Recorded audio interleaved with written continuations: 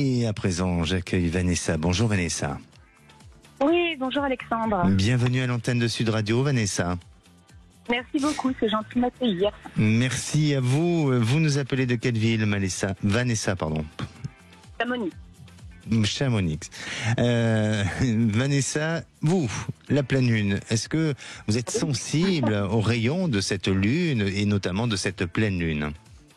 Oui, très. Et je me connecte justement très souvent à la lune où je fais des demandes et où je remercie déjà. Donc, c'est beaucoup là-dedans. C'est bien. C'est très bien. Et est-ce que vous avez un petit rituel particulier en cette période-là ? Je mets un verre d'eau sur le rebord et le lendemain matin, je bois très plus tôt par exemple. Ou alors je sors à la pleine lune, je la regarde, je la contemple pendant un moment parce qu'elle est magnifique. Et je me permets de lui faire des petites demandes, voilà. D'accord. En essayant. Alors il faut être prudent. Oui. D'accord. Il faut être prudent. Il ne faut pas fixer la pleine lune. C'est comme le soleil. Il faut être prudent pour la vue, parce que elle émet des rayons, forcément. Mais c'est important. Et puis souvent on dit aussi que si vous avez des pierres, des minéraux dans cette période de pleine lune, il faut mettre des pierres avec du rossel pour purifier et nettoyer tous ces minéraux ou en tous les cas tout ce que vous pouvez posséder en termes de pierres. Vanessa, vous nous appelez parce que vous vous interrogez sur votre futur affectif et familial.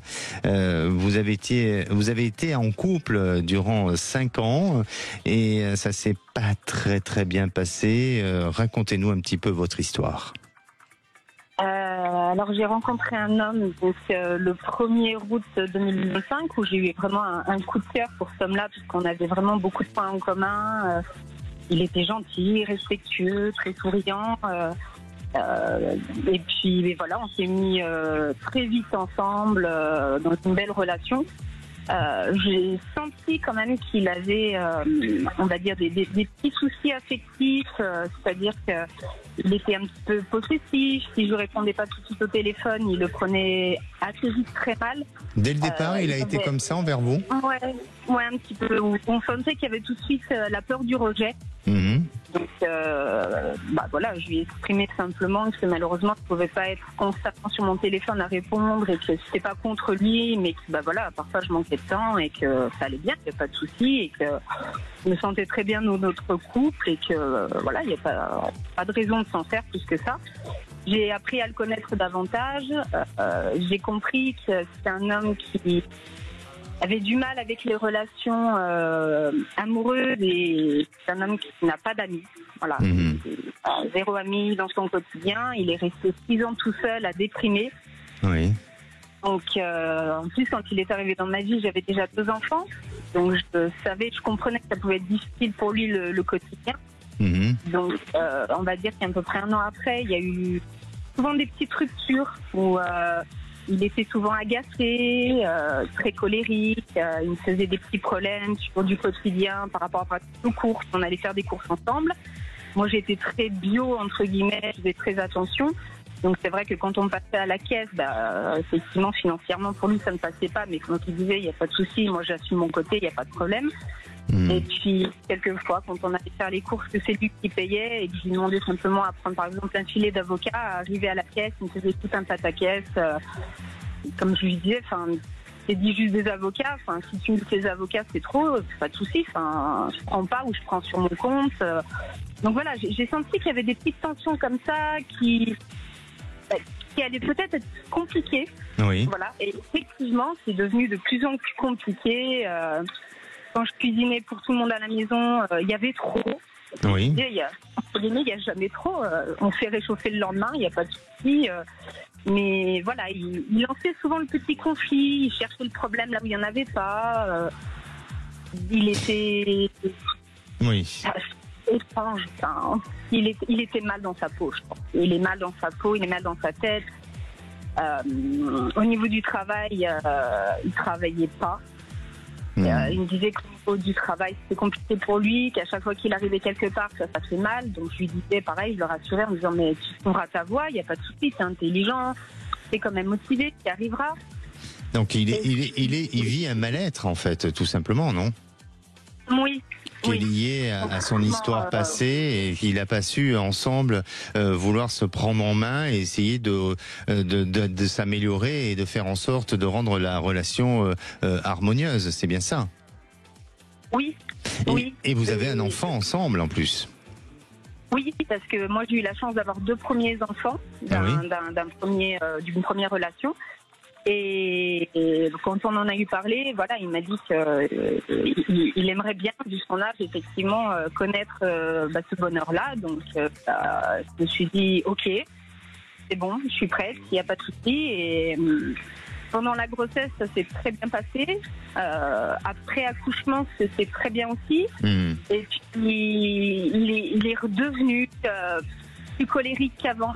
D'accord. Vous avez pris sur vous? Vous avez pris sur vous, j'imagine. Vous avez essayé de faire des efforts, vous avez essayé de faire des concessions jusqu'au jour où vous avez dit stop, c'est ça? C'est ça. Il y a un moment donné où j'avais subi vraiment une grosse violence physique un jour avant que la petite soit là. Donc là, j'avais pardonné. Bon, il a dérapé, je peux lui pardonner, je peux comprendre. Ma famille, clairement, n'a pas pu l'accepter, ce que je comprends. Mes enfants, idem, que je comprends aussi. Mais là, la petite en date, malheureusement, voilà, alors que je portais la petite dans les bras, il m'a grippé le bras tellement fort qu'il a fait me déboîter le bras. Je me suis retrouvée encore avec des bleus et j'ai devenu encore plus colérique. Vous avez réagi face à cette violence? Vous êtes fait aider? Vous avez porté plainte? Qu'est-ce qui s'est passé? Alors, pour la première fois, oui, j'ai déposé une plainte. La fois où il m'a chopé le bras, non, parce que, effectivement, là, j'ai bloqué, j'ai culpabilisé. Je me suis dit, mais, toi, tu le sais, et à un moment donné, il faut simplement que moi, je décide, voilà, de dire stop. Alors, je rappelle quand même à nos auditeurs, il existe un numéro d'appel national, le 3919, pour toute femme battue. Et il faut pas hésiter à appeler. Vous pouvez appeler de manière anonyme, mais il faut pas rester à être isolé et à se retrouver dans une situation comme ça. Parce que je comprends que pour vous, ça a dû être difficile, ça a dû être délicat. Et puis, il y a aussi la peur d'une réaction, la culpabilité. Il y a tout ça qui s'installe. Hein. Oui, beaucoup de culpabilité, d'autant plus qu'enfant, j'ai déjà vécu la violence de mon beau-père. Donc je sais ce que ça fait, je sais qu'en tant qu'enfant, quand il s'en prenait à ma maman, c'était une souffrance pour moi qui était... Bien sûr.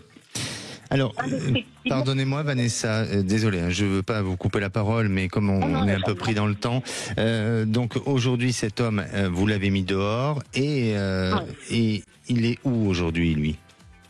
Il habite dans sa voiture. Carrément. Il vit dans sa voiture. Depuis combien de temps? Ça va faire 2 mois là. 2 mois. Et il n'a pas décidé de vivre autrement, de se faire aider, de se faire héberger? Alors, se faire héberger, il ne veut pas. Se faire aider, je lui ai conseillé d'aller voir son médecin. Il a eu un traitement, mais il n'a pas su. Voilà, il s'est arrêté au bout de 2 semaines seulement. Et, donc, il est sûrement dans une dépression aussi, hein, j'imagine. Quelle est votre question, Vanessa? Alors, j'aimerais savoir, si c'est possible, bien sûr, quel en sera de mon avenir affectif. Est-ce que moi, je vais pouvoir retrouver un jour quelqu'un qui sera de nouveau gentil? Voilà. Et vis-à-vis de ma petite fille, j'aimerais savoir ce qu'il en sera par rapport à son papa. Toujours, j'espère qu'il retrouvera quand même un logement. Et je suppose qu'il demandera une garde alternée. Et j'aimerais savoir si derrière, va falloir protéger réellement ma fille en demandant, peut-être, je sais pas, sur les services sociaux. Je ne veux pas au jour d'aujourd'hui, effectivement, qu'il reste seul avec elle. Voilà, ça c'est une réalité. D'accord. Alors, pardonnez-moi Vanessa, on va faire une petite pause et on va vous reprendre juste après cette pause et je pourrai vraiment me concentrer pour répondre précisément à vos interrogations et à vos questions. Et ne bougez pas. Hein. Et vous, si vous avez une interrogation concernant votre futur sentimental, si l'histoire de Vanessa vous sensibilise ou vous ramène à une histoire vécue, eh bien, n'hésitez pas à appeler ou si tout simplement vous souhaitez avoir des réponses sur votre situation professionnelle, familiale, 0826 300 300. Et puis on parlera aussi de comment bien vivre sa pleine lune. Retour de C'est votre avenir dans un instant sur Sud Radio. 16h-17h, Sud Radio C'est votre avenir, Alexandre Delaval. Et de retour dans votre émission, c'est votre avenir. Bienvenue à tous ceux qui nous rejoignent. Je rappelle, nous sommes en direct. Alors, vous avez sûrement des questions sur votre futur et sur votre avenir, quel que soit le sujet. 0826 300 300. Vous savez qu'aujourd'hui, cette pleine lune est à son apogée dans notre hexagone depuis ce matin 9h45. Et pour cette pleine lune de goût et de vérité, eh bien, je vous donne un mantra à chantonner ou à dire à haute voix, je récolte ce qui m'élève et je libère ce qui m'alourdit. Ça vous permettra de rester connecté à vous-même et aussi de rester connecté à la lune. Et à présent, je retrouve Vanessa. Vanessa, vous êtes toujours là ? Oui. Vous êtes resté bien sage, hein, j'espère. Bien sage. Vanessa, bien. Alors, je rappelle un peu votre histoire. Vous avez vécu une histoire depuis 5 ans. Hein. Vous êtes avec un homme qui est un peu borderline dans sa manière d'agir, au niveau émotionnel, à tel point que vous avez subi des violences conjugales, autant sur le plan psychologique que physique. Et aujourd'hui, vous avez décidé d'arrêter cette histoire pour votre bien et l'enfant que vous avez eu ensemble, que vous avez ensemble, qui est, je crois, à 14 mois, votre fille, et votre compagnon a décidé d'aller vivre dans sa voiture depuis 2 mois. Et aujourd'hui, vous vous posez des questions sur votre futur sentimental, si enfin vous allez pouvoir faire une jolie rencontre. C'est bien ça? J'ai bien retraduit tout ça? Tout à fait. Bon, Exactement parfait. Est-ce que vous vous posez des questions encore si il y a toujours un avenir avec cet homme? Ou est-ce oui, que moi, c'est difficile. Je me dis que je me suis trompée. J'ai fait beaucoup de concessions. Il est revenu quasiment constamment. Et à chaque fois, je me suis toujours dit la même chose. Ça va aller mieux. Donc il y a des périodes où bien sûr ça allait mieux. Mais il est sans arrêt en train de souffler le chaud, le froid, jalousie.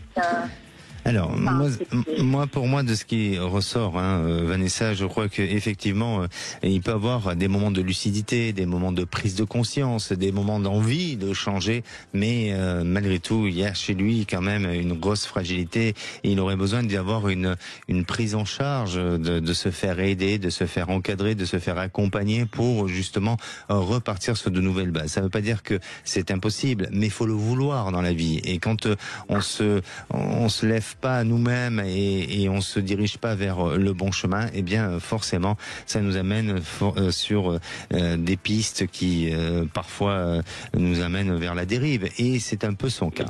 Donc pensez à vous, pensez à votre enfant. Je crois que aujourd'hui, au vu de la situation, eh bien la garde, ça va être difficile.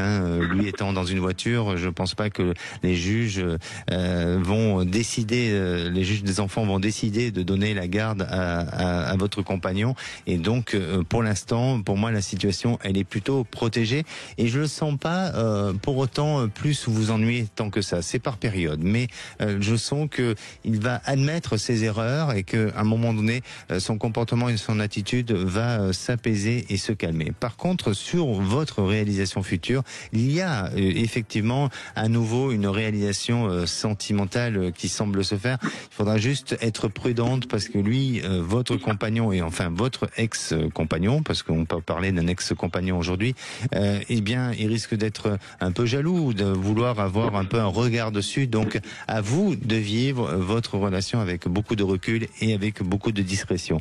Mais pour moi, d'ici la fin de l'année, vous êtes à nouveau dans une réalisation sentimentale qui va vous permettre de trouver une véritable stabilité, et puis surtout avec un profil et avec une personne qui sera totalement différente de ce que vous avez eu jusqu'à présent. D'accord ? D'accord. Okay. Donc restez confiante, restez la tête haute et aussi défendez vos droits, vos capacités, et surtout si vous vous sentez en danger ou quoi que ce soit, bien n'hésitez pas. Je rappelle le numéro pour un numéro national pour les femmes battues, c'est le 39 19. Merci à vous, Vanessa. Beaucoup. Prenez soin de vous. Merci.